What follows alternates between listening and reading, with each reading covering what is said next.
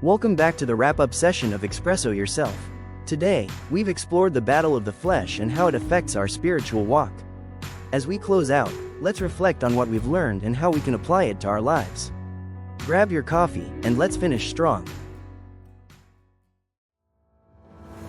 Just piggyback off what Phyllis was saying about it's more like that we have to be intentional of what we see, hear, touch, smell.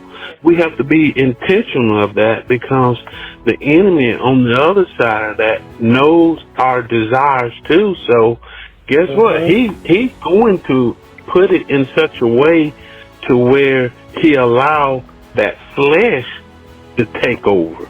And if we're not intentional or even digging down to the root of even, why am I thinking like that? Or why did I say that? If we don't be intentional about it, then the enemy would continue to use us from that degree to causing us to continue to fall back out of the will of God. And so that's what I really truly feel that if we're not intentional, because again, like Phyllis said, the flesh is wicked and the flesh do have desires outside of God.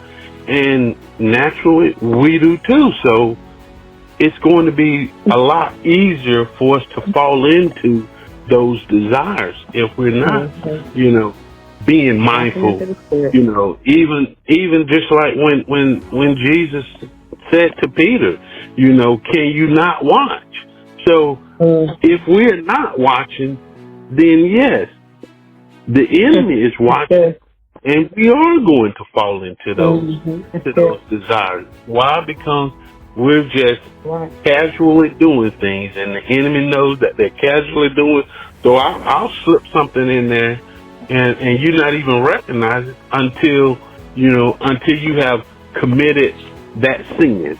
And once you've committed that sin, the enemy really don't want you to ask for forgiveness, even if you have committed that sin. And so it becomes a habitual attempt that the enemy can attack you in that area.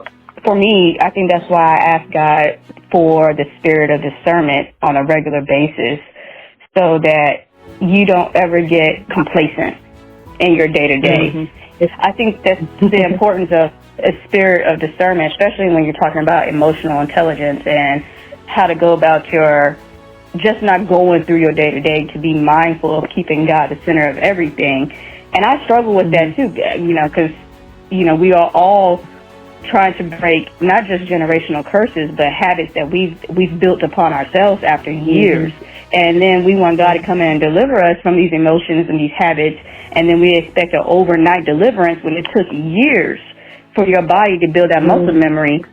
And I'm not saying God can't deliver overnight. Don't misunderstand me. What I'm saying is sometimes deliverance is a step-by-step process to help your body erase those memories that you have, so that you can go forward and build that emotional intelligence with the Lord.